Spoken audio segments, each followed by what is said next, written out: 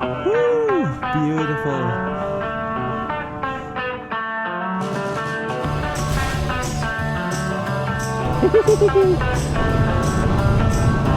That is just amazing.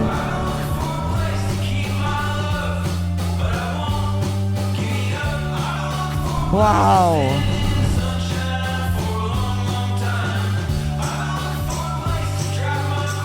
So what do you do when someone gives you a KLR to ride the length of your home country? You pack your bags and you ride. We're here at our official 0 point for our Philippine Loop. I'm starting with the longest but most familiar stretch of it, the North Luzon Loop. To me, the North Loop is like revisiting the greatest hits of the places I've ridden or driven to in the Philippines.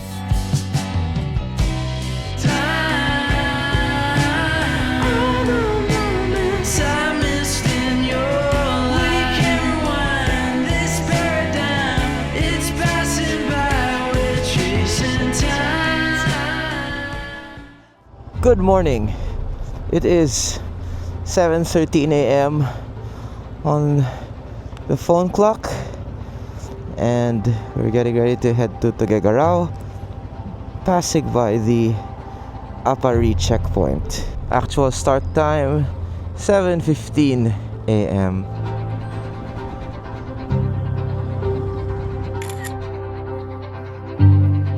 Today, day 5, we're finally turning east to start looping down south as we cross from Ilocos Norte to Cagayan Valley.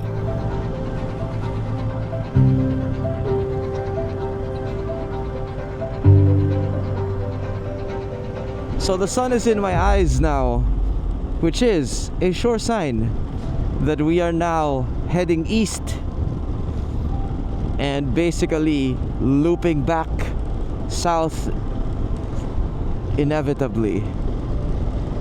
And we're only 2 kilometers away from the icon of the border between Ilocos Norte and Cagayan.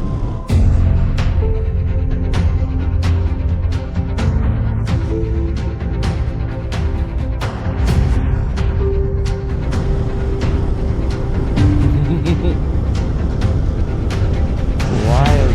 Woohoo! Yeah, boy!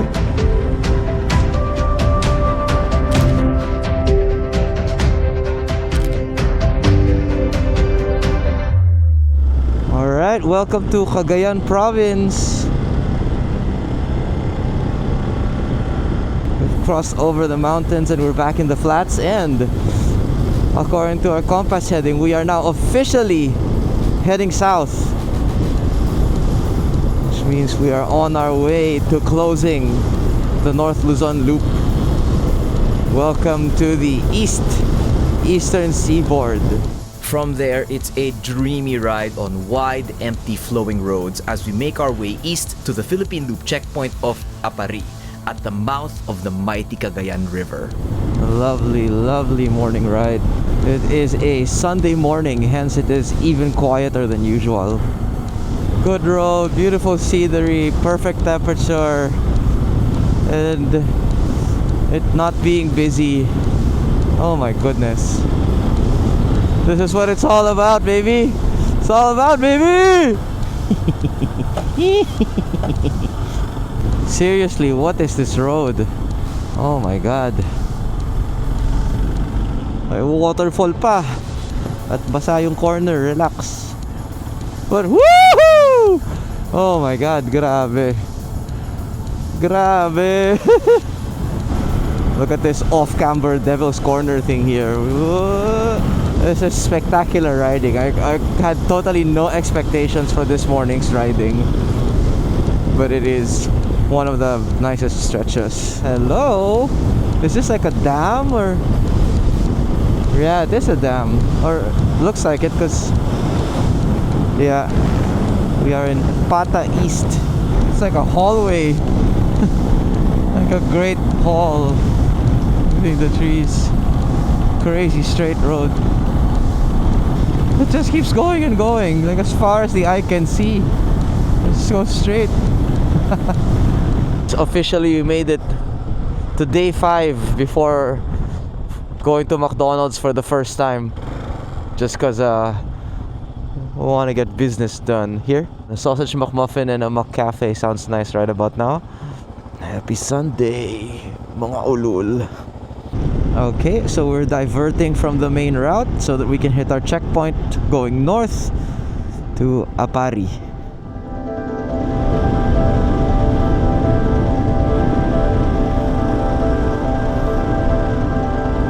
Okay, oh, cool bridge. Kamalanyugan Bridge. 2,000 kilometers right before crossing the bridge. What a unique bridge, and it's so long. Oh my god. Is this a pedestrian walkway? It is. There's people walking on it. Wow, this is the only one of its kind that I've seen like this. A bridge this long with a dedicated protected pedestrian lane. Wow. Somebody really invested in this bridge. I guess it's a tourist spot because there's so many people here. Look at all the tourists on the bridge. It is a Cagayan River, so this is actually quite a geographically significant point, because this is where the great river of Luzon, Cagayan River, goes out to sea over there to the north. This is really cool. I love geographic points like this, and you can really see like Cagayan is a mighty river. As it turns out, Kamalanyugan Bridge was inaugurated a mere 2 weeks before this, making it one of the newest bridges in the country. It's a 2.4 billion peso bridge that spans the Cagayan River, and it's the last bridge that crosses it before its mouth at the Babuyan Channel. It provides an alternative route to the Magapit Bridge in Lalo, which before then was the only major crossing over the river in the north. The bridge, over 1.5 kilometers long, was designed as a cable-stayed structure, which is one of the most technically demanding bridge types in the country. That said, as now seems to be normal with the DPWH, a shadow of corruption does hang over its massive budget. After crossing the bridge, it's just a short hop to the checkpoint at Aparri. Alright, here we are. So the Aparri checkpoint, Aparri, whatever. So this checkpoint is quite significant because it represents the northernmost official checkpoint of the Philippine Loop. So it's literally all down south from here, but definitely not down in terms of the experiences. So now we're gonna loop back down south towards our destination for the day, Tuguegarao. KLR things I've just loaded more than 17 liters of fuel. Yep. Okay. 17.5 kilometers per liter. First rain gear of the trip. That's the Murphy's Law of motorcycle riding. If you want the rain to stop, put on your rain gear. Irritation.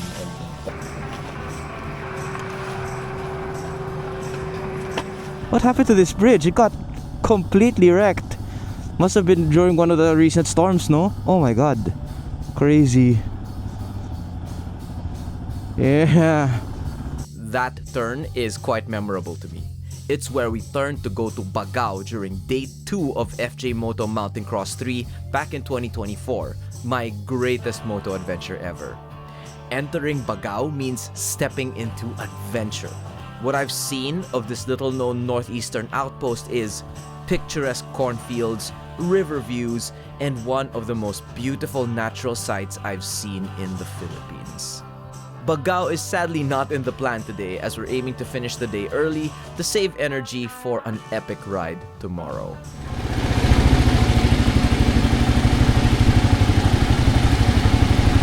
Yeah, probably this one. Touchdown, 2:02 p.m. 2,096 kilometers, 235 kilometers flat. With our limited time in Tuguegarao, we go out with one mission: to eat one of the most famous and satisfying local dishes. This is super special. Pancit Batel Pato. So as usual, this is just our second meal of the day and probably our last. So let's make it a good one. Batil patong basically means batil means soup, which is like the beef broth with an egg dropped in it, and then ground beef over noodles. So you pour or patong the broth onto that and then eat it. However, the contemporary styles now add all sorts of things, and so even I am surprised. They've got spring rolls, they've got chicharon skin, chicharon bulaklak, at least from what I see here.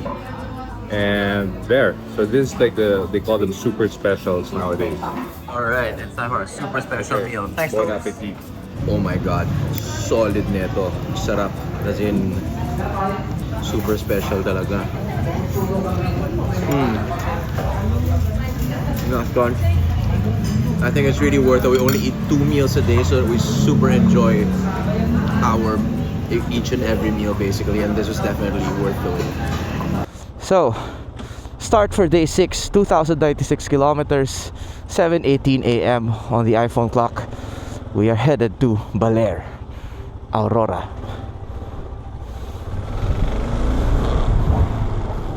Turn left. Goodbye, Tuguegarao.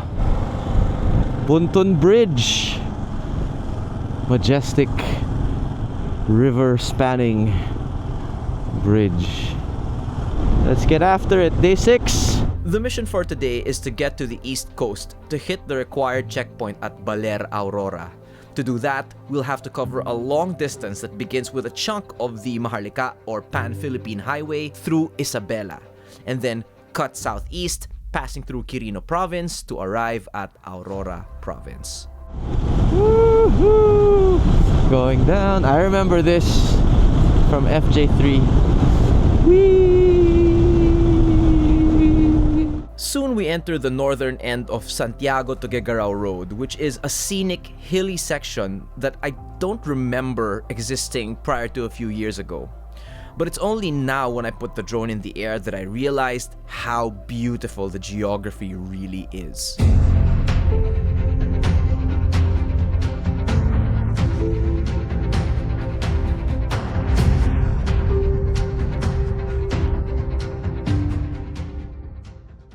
But soon the section ends, and we enter what would be my least favorite part of the entire North Loop, the long, straight stretch through Isabela on bumpy cement roads. But the monotony would soon be broken by one of the most striking bypass roads I've ever seen. Bypass roads have, in the past decade or so, become a common feature of the highway system, allowing travelers to bypass busy city or town centers, alleviating traffic for both them and the locals. But inadvertently, these bypass roads also often become scenic detours. This is Rojas Bypass Road, and it already looks beautiful from eye level. But go in the air, and you see something truly striking. I don't know what the locals call it, but I dub it the Superman Road.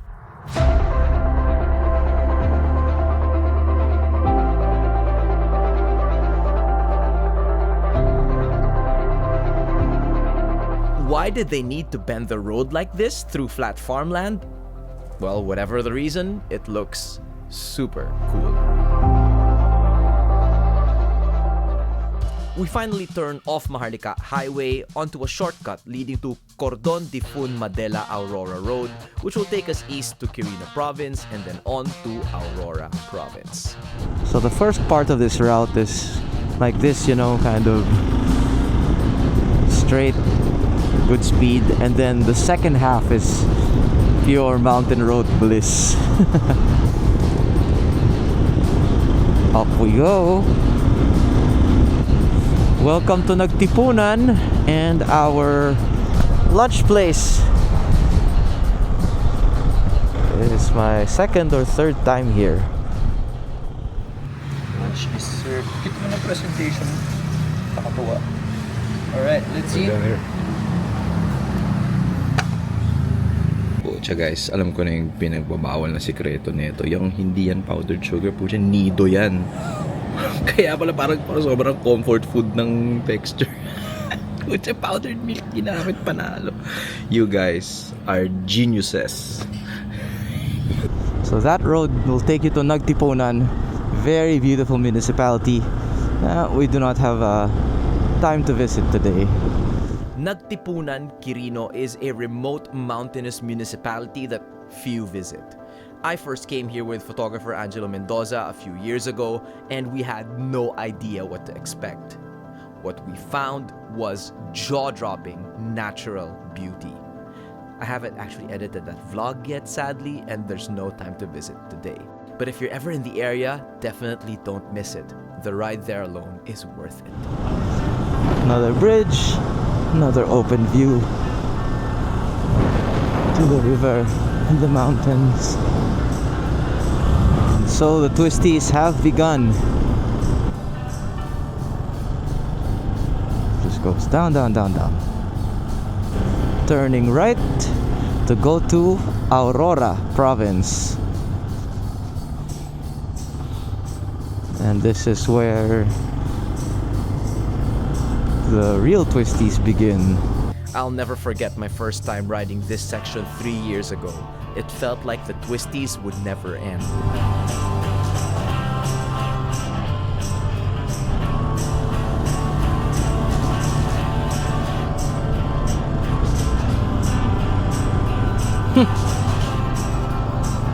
Airborne chicken crossing.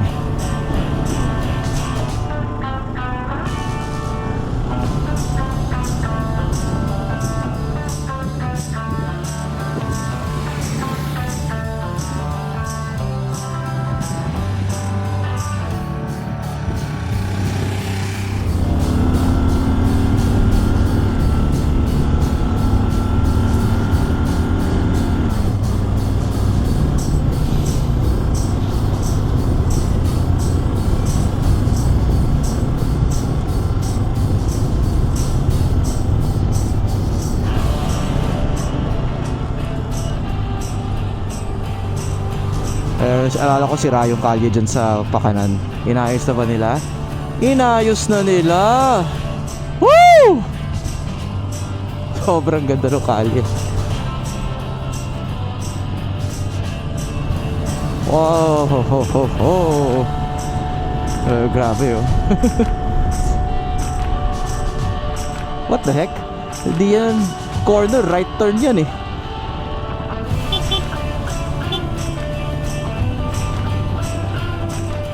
Oh yan, gulatan. So walang warning.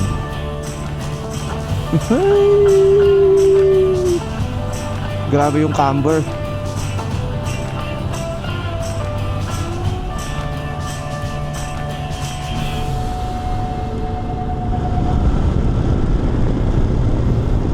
Welcome to the East Coast. Oh, ex-bake shop din siya. Same guy. What happened to the sign? Must have gotten destroyed. What happened to the trees? Oh my gosh. Why is it so bright here now? Alright, well, we are at the coast now. This stretch from Dipaculao to Baler on the Pacific coast is one of my favorite stretches of road to ride and one that I've done several times. It's so bright here now compared to what I remember because of the loss of tree cover.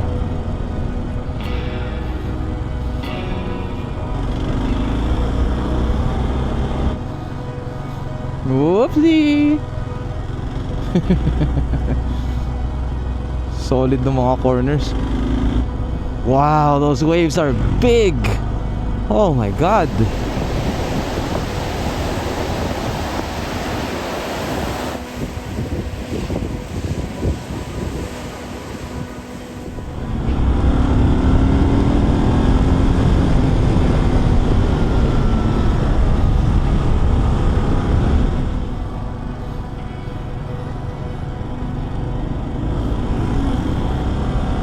Ganda na kalye.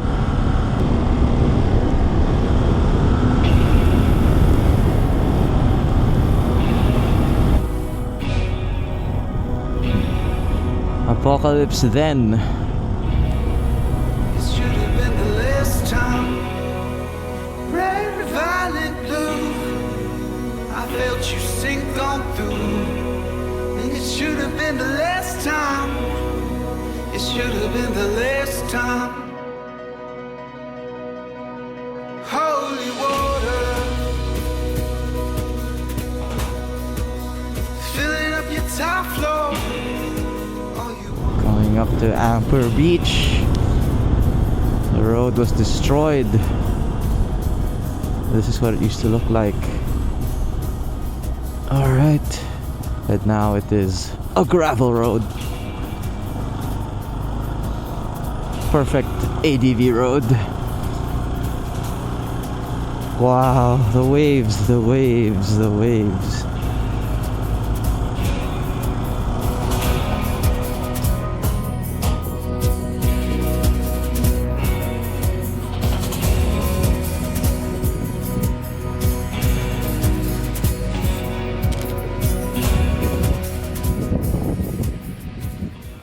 It's 4:36 p.m. I've turned the bike around for a good photo, but we are officially hitting our final northern checkpoint, Baler. I'm super tired. Touchdown, Isagiras Pension House, 5:03 p.m. 2404 kilometers on the Odo.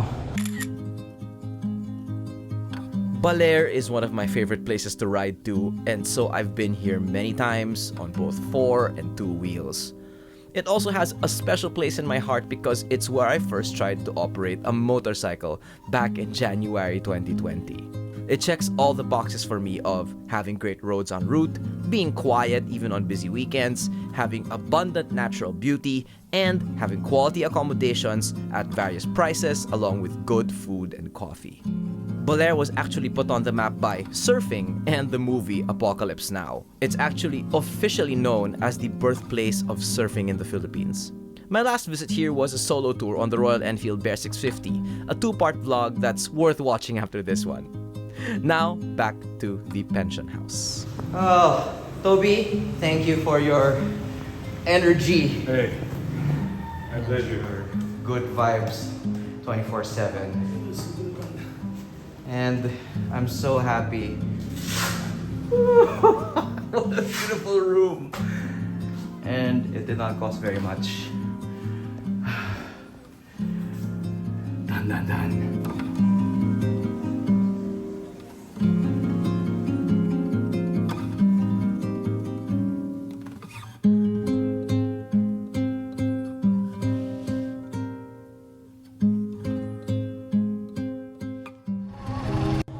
It is 8:07 a.m. 2,404 kilometers on my odometer, and we're heading home to Manila to complete the North Luzon Loop. Salamat po, Baler! The twisties out of Baler via Pantabangan is another road that I love to ride, though at the beginning we weren't blessed with good conditions. Oh, I've never seen this like this before. But as we make our way west, the roads soon dry up, allowing us to have a good time. In my mind, I divide this part into 2 sections. The initial twisties going out of Baler to Maria Aurora and Alfonso Castañeda in Nueva Vizcaya, which ends at the brief flat valley as it enters Pantabangan, Nueva Ecija. Then the second section begins as we rise up again, riding on the picturesque ridge that abuts Pantabangan Lake. So I passed here many times by car and by bike. It's the first time I've seen this, and it's because it turns out they're only 1 month old. It's a nice big restaurant, but this is the highlight. An amazing view of Pantabangan Lake. Mountains. And it appears that they also might have like a little pool resort under construction here.